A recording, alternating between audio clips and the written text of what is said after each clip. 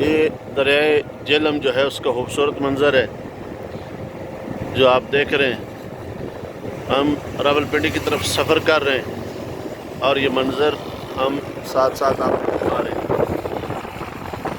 بہت ہی پیارا منظر ہے یہ، اسے دیکھیں محظوظ ہوں۔ اور ساتھ ہی امام ابو حنیفہ رحمۃ اللہ علیہ کا ایک واقعہ آپ کو سنا دیتا ہوں، بڑا آپ کا ایمان تازہ ہوگا اور معلوماتی واقعہ ہے۔ امام ابو حنیفہ رحمۃ اللہ علیہ کے دور میں کچھ لوگ ایسے تھے کہ جو اللہ پاک کے وجود کو نہیں مانتے تھے، اور اس وقت کا جو بادشاہ تھا، وقت کا بادشاہ، اس نے بھی اللہ پاک کے وجود کا انکار کیا اور ساتھ چیلنج دے دیا۔ کہنے لگا مسلمانوں بتاؤ تم کہہ رہے ہو کہ اس ساری کائنات کو بنانے والا رب ہے، اللہ پاک ہے، تو اس پہ دلائل دو۔ تو ایک نوجوان دوڑتا ہوا آیا اور کہنے لگا امام صاحب غضب ہو گیا۔ کیا ہوا کہ جو بادشاہ وقت ہے وہ اللہ پاک کے وجود کا انکار کر رہا ہے، مان نہیں رہا۔ امام صاحب فرمانے لگے بھائی اس کو کہو کہ میں فلاں وقت تیرے پاس آؤں گا اور ثبوت دوں گا، پروف دوں گا باقاعدہ کہ اللہ پاک کی ذات ہے۔ اب اس بندے نے اعلان کر دیا کہ مولانا صاحب آئیں گے، ابو حنیفہ آئیں گے اور وہ آ کے ثابت کریں گے کہ رب کا وجود ہے۔ تو آپ کو پتہ ہے ایسا جب کوئی واقعہ ہوتا ہے تو نوجوان تو اکٹھے ہو جاتے ہیں، لوگ کثرت سے آ گئے، پورا علاقہ بھر گیا اور جدھر دیکھیں لوگوں کا ایک ہجوم نظر آتا تھا، اور وہ لوگ اسی لیے آئے تھے کہ امام صاحب جو بتائیں گے کہ اللہ پاک ہیں تو دلائل کہہ دیتے ہیں۔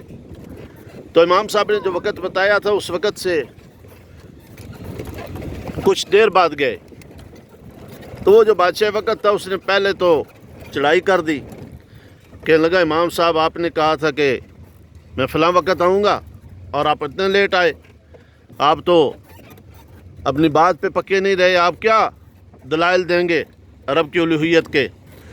تو امام صاحب نے فرمایا بھائی بات یہ ہے کہ جس وقت میں تیری طرف آ رہا تھا تو اس وقت دریا راستے میں پڑتا تھا، یہ آپ دریا دیکھ رہے ہیں، اس دریا کو دیکھ کے یہ مجھے قصہ یاد آیا اس لیے سنا رہا ہوں۔ تو فرمانے لگے کہ جس وقت آپ کی طرف میں آ رہا تھا تو راستے میں دریا تھا، اب دریا کو عبور کرنے کے لیے پل نہیں تھا، تو میں دریا کے کنارے آ کے کھڑا ہو گیا کہ کسی کشتی کا انتظار کروں تاکہ کوئی کشتی آئے تو اس پہ بیٹھ کے میں آگے سفر کروں اور بادشاہ سلامت کے پاس جاؤں دریا کو عبور کر کے۔ تو میں نے دیکھا کافی دیر کے بعد جب کشتی کوئی نہیں آئی تو جو دریا کے دائیں بائیں درخت تھے وہ سارے درخت خود کٹنا شروع ہو گئے۔ اب میں دیکھ رہا ہوں درخت کاٹنے والا کوئی نہیں ہے لیکن درخت کٹ رہے ہیں۔ اب میرے دیکھتے ہی دیکھتے سارے درخت کٹ گئے اور پھر وہ درخت زمین کے اوپر آ کے پڑے۔ تو میں دیکھ رہا ہوں کہ ان کے پھٹے نکالنے والا کوئی نہیں ہے، ان کو چیر کے ان کے تختے نکال کے ان کو سیدھا کرنے والا کوئی نہیں ہے، لیکن وہ خود بخود سیدھے ہو رہے ہیں اور خود بخود وہ درخت چر رہے ہیں اور ان کے پھٹے نکل رہے ہیں۔ اور دیکھتے ہی دیکھتے میں نے دیکھا کہ اب کوئی وہ پھٹے جوڑنے والا نہیں ہے، کوئی کیل لگانے والا نہیں ہے، لیکن خود بخود وہ پھٹے جو ہیں وہ جڑ رہے ہیں اور ان سے جو ہے وہ پھٹے جڑ کے کشتی تیار ہو رہی ہے۔ اب میں دیکھ رہا ہوں کشتی بنانے والا کوئی نہیں لیکن کشتی خود بخود بن رہی ہے، اور پھر دیکھتے ہی دیکھتے وہ کشتی تیار ہو گئی اور میں نے دیکھا کہ کشتی تیار ہو گئی اور خود بخود کوئی اسے چلانے والا نہیں، چلنا شروع ہو گئی، اور پھر چلتے ہوئے کو کشتی میں نے دیکھا کہ خود بخود دریا میں چلی گئی۔ اب میں دیکھ رہا ہوں دریا میں وہ کشتی چل رہی ہے اور چلانے والا کوئی نہیں ہے، تو وہ چلتی ہوئی دریا میں خود بخود میرے سامنے آ کے کھڑی ہو گئی، گویا مجھے سوار کرنا چاہتی ہے۔ تو میں اس کشتی میں سوار ہوا اور فوراً وہ کشتی چل پڑی، اور پھر جس وقت وہ کشتی چلنا شروع ہوئی تو مجھے خود بخود اس نے دریا کے دوسری طرف آ کے چھوڑ دیا۔ تو میں اس کشتی سے اترا اور آپ کے پاس آ پہنچا۔ یہ میرے لیٹ ہونے کی وجہ تھی۔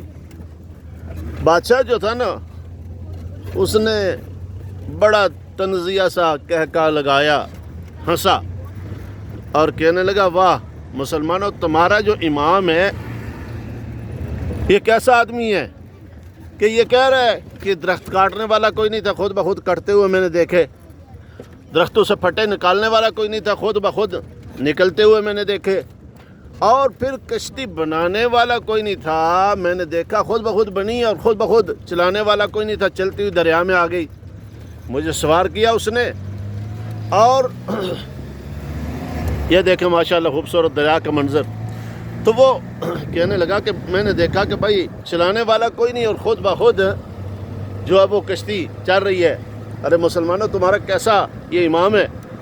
تو امام ابو حنیفہ رحمۃ اللہ علیہ فرمانے لگے، بھائی عجیب میں نہیں ہوں، عجیب تو آپ ہیں کہ جنہیں ایک کشتی بغیر کسی کے بننے پہ اعتراض ہے، بغیر کسی کے کاٹنے پہ درخت اعتراض ہے کہ خود بخود درخت نہیں کٹ سکتے، خود بخود کشتی نہیں بن سکتی، تو یہ اتنی بڑی جو کائنات آپ کو نظر آتی ہے، اس کے اوپر آپ ایمان نہیں رکھتے کہ یہ کوئی بنانے والا نہیں ہے، خود بخود بنی ہے۔ اگر چھوٹی سی کشتی بغیر کسی کے بنائی سے نہیں بن سکتی، بغیر کسی کے چلائی سے نہیں چل سکتی، اگر درخت بغیر کسی کے کاٹے سے نہیں کٹ سکتے، بغیر کسی کے جوڑے سے جڑ نہیں سکتے، تو اتنی بڑی کائنات یہ بغیر کسی کے بنائے کیسے بن سکتی ہے؟ یہ بنانے والی کوئی ذات ہے اور اسے اللہ کہتے ہیں۔ یہ ساری کی ساری کائنات جو بنی ہے یہ خود بخود نہیں بنی، بلکہ اسے بنانے والی ایک ہستی ہے۔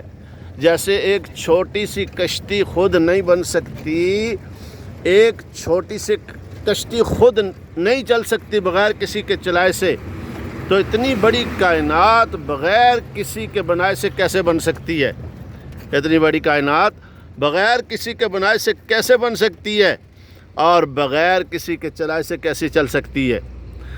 تو امام ابو حنیفہ رحمۃ اللہ علیہ کا برجستہ جو جواب تھا سنا تو سکتہ طاری ہو گیا۔ جتنے لوگ اللہ پاک کے منکر تھے سب نے کلمہ پڑھا اور مسلمان ہو گئے، اور کہنے لگے واقعی بھائی اگر ایک چھوٹی سی کشتی بغیر کسی کے بنائے بن نہیں سکتی، بغیر کسی کے چلائے چل نہیں سکتی، تو اتنی بڑی کائنات کا جو نظام چل رہا ہے اور ایک ترتیب کے ساتھ چل رہا ہے اور ایک ترتیب کے ساتھ بنا ہوا ہے، یہ بھی کسی کے بغیر بنائے بن نہیں سکتا اور بغیر کسی کے چلائے چل نہیں سکتا۔ تو اس ساری کائنات کو بنانے والی ہستی کون ہے؟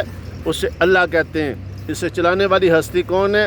اللہ پاک ہیں۔ تو جو اللہ پاک اس ساری کائنات کو بنانے والا، اسے چلانے والا، ہم سب کو چاہیے کہ اس رب کی معرفت حاصل کریں اور اسی کی عبادت کریں، اسی میں کامیابی ہے۔ اللہ رب العزت ہمیں اپنی معرفت، اپنی محبت عطا فرمائے، اور اللہ پاک اپنی توحید کا اور اپنے پیارے محبوب صلی اللہ علیہ وسلم کی سنت کا نور ہمیں نصیب فرمائے۔